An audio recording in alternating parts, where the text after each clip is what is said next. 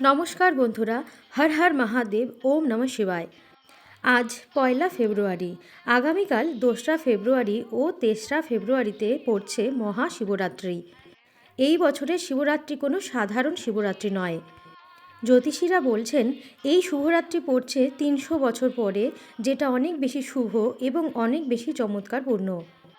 পুরোহিত মশাইরা এটাও বলছেন 4 প্রহরের পুজো যদি আপনারা রাত্রি জাগরণ করে না করেন তাহলে কোনো অসুবিধা নেই। 4 প্রহরের পুজো আপনারা 4বারে সম্পন্ন করতে পারেন। 4বার আপনাদেরকে শিবজির মাথায় জল ঢালতে হবে আগামীকাল। শিবরাত্রির পূজা কারা কারা করতে পারবেন? এই মহাশিবরাত্রির ব্রত ও পূজা যে কেউ ভক্তি ভরে করতে পারেন। আলাদা আলাদা কোনো বাধ্যকতামূলক নিষেধ নেই, তবে কিছু নিয়ম বা প্রথা আছে যেগুলো মানলে পূজার ফল বেশি ভালোভাবে পাওয়া যায়। 1 নম্বর, নারী পুরুষ উভয়েই বিবাহিত অথবা অবিবাহিত সবাই পুজো করতে পারেন। 2 নম্বর, কুমারী মেয়েরা ভালো স্বামী লাভ ও সুখী দাম্পত্য জীবনের কামনায় পূজা করতে পারেন। 3 নম্বর, বিবাহিত নারীরা স্বামীর দীর্ঘায়ু ও সংসারের মঙ্গল কামনায় পূজা করতে পারেন। 4 নম্বর, পুরুষ ভক্তরা কর্মসিদ্ধি, মানসিক শান্তি, পাপ মোচন ও ভগবান শিবের কৃপালাভের জন্য পূজা করতে পারেন। 5 নম্বর, বয়স্ক বা অসুস্থ ব্যক্তিরা সম্পূর্ণ উপবাস না পারলেও ফলাহার বা দুধ জল দিয়ে নাম জপ ও পূজা করতে পারেন। 6 নম্বর, গৃহস্থ সন্ন্যাসী ছাত্রছাত্রীরা শিবভক্ত হলে যে কেউ পূজা করতে পারেন। জাতি বর্ণ লিঙ্গ বাধা নয়। কিভাবে পূজা করবেন?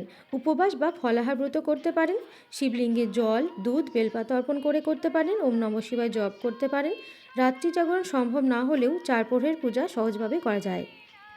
যারা সম্পূর্ণ উপবাস করবেন না বা অসুস্থ, ডায়াবেটিস রোগী বা গর্ভবতী বা বৃদ্ধ, তারাও সহজভাবে পূজা সম্পন্ন করতে পারেন। শিবজি জলেই সন্তুষ্ট, শিবজির মাথায় জল দিয়ে এবং 3টে বেলপাতা দিয়ে পূজা সম্পন্ন করতে পারেন। হিন্দু ধর্মে এটি একটি প্রধান উৎসব, তাই হিন্দুরাই ব্রত ও পূজা করে থাকেন।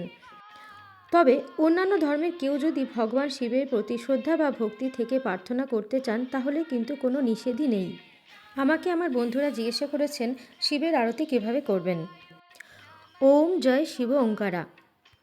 एक नन चतुरानन पंचानन राजे, संहासन गुरुरासन वृषवाहन साजे। 2 भुज चारु चतुर्भुज 10 भुज अति सोहे, त्रिगुण रूप निरखते त्रिभुवन जन मोहे। अक्षमाला बनमाला मुंडमाला धारी, चंदन मृगमंद चंदा भाले शुभकारी। श्वेतांबर पीतांबर भागंबरांगे, सनकादिक ब्रह्मादिक भूतादिक संग। करमध्य कमंडलु चक्र त्रिशूलधारी, सुखकारी दुखहारी जगपालनकारी। ओम जय शिव ओंकारा। তো সংক্ষেপে শিব আরতির এই গানটা গিয়ে আপনারা আরতি করতে পারেন। এই গানগুলি আপনারা গুগলে এবং ইউটিউবে খুঁজলেই পেয়ে যাবেন। কিভাবে আরতি করবেন? ধূপ দ্বীপ জ্বালাবেন, শিব ঠাকুরের সামনে ঘড়ির কাঁটার দিকে ঘোরান। ইচ্ছা হলে ঘন্টাও বাজাতে পারেন এবং সবাই মিলে আরতি গান করুন। এবার বলে দিচ্ছি পঞ্চামৃত কিভাবে তৈরি করবেন। পঞ্চামৃত মানে 5টি পবিত্র উপাদান মিশিয়ে একটি অমৃত সদৃশ প্রসাদ তৈরি করা হয়। শিব পূজায় এটি কিন্তু অবশ্যই লাগে। প্রসাদ হিসাবে আপনারা গ্রহণ করতে পারেন। পঞ্চামৃতের 5টি উপাদান: দুধ, দই, মধু, ঘি এবং চিনি বা গুড়। একটি পরিষ্কার পাত্রের মধ্যে আপনার ইচ্ছা মতো দুধ নেবেন, অল্প একটু দই নেবেন, অল্প মধু, অল্প ঘি, চিনি বা গুড় মেশাবেন। 11 বার, 21 বার বা 108 বার ওম নমঃ শিবায় বলে এই পঞ্চামৃতটা আপনারা ঢেলে দেবেন শিবজির মাথায়। ধারাটা যেন একদম শান্তভাবে ধীর গতিতে পড়ে। প্রথমেই জল দিয়ে শিবলিঙ্গকে ভালো করে স্নান করে নিতে হয়, তারপরে পঞ্চামৃত দিয়ে অভিষেক করাতে হয়, শেষে আবারও জল ঢালতে হয়, তারপরে বেল পাতা দিতে হয় এবং ফুল অর্পণ করতে হয়। এবং শিবজির প্রিয় প্রিয় ফুলগুলো আপনারা দিতে পারেন, যেরকম নীলকণ্ঠ, ধতুরা ইত্যাদি। সমস্ত পূজার কর্ম হয়ে গেলে শিব পাঁচালি পাঠ অবশ্যই করবেন, এতে শিবজি খুবই খুশি হয়। আপনাদের কাছে পাঁচালি থাকলে পাঁচালি দেখেই পড়তে পারেন, না থাকলে আপনারা গুগলে বা ইউটিউবে পেয়ে যাবেন। ছোট্ট একটি পাঁচালি আমি বলে শোনাচ্ছি। শুনুন শুনুন ভক্তজন, মন দিয়ে শুনুন, শিবের পাঁচালি কহি ভক্তি ভরে গুনুন। কৈলাস পর্বতে থাকেন মহাদেব ভোলা, জটা জুটে গঙ্গা ভয়ে গলায় সাবদোলা। মাথায় অর্ধচন্দ্র শোভে ত্রিনয়নধারী, ভস্য লেপা অঙ্গ তার জগতের উপকারী। পার্বতী দেবী পাশে নন্দী সেবা করে, ভূত প্রেত গণ সব শিব নাম ধরে। বেল পাতা দুধ জলে যে করে স্নান, ভক্তি ভরে ডাকে যেই পূরণ তার প্রাণ।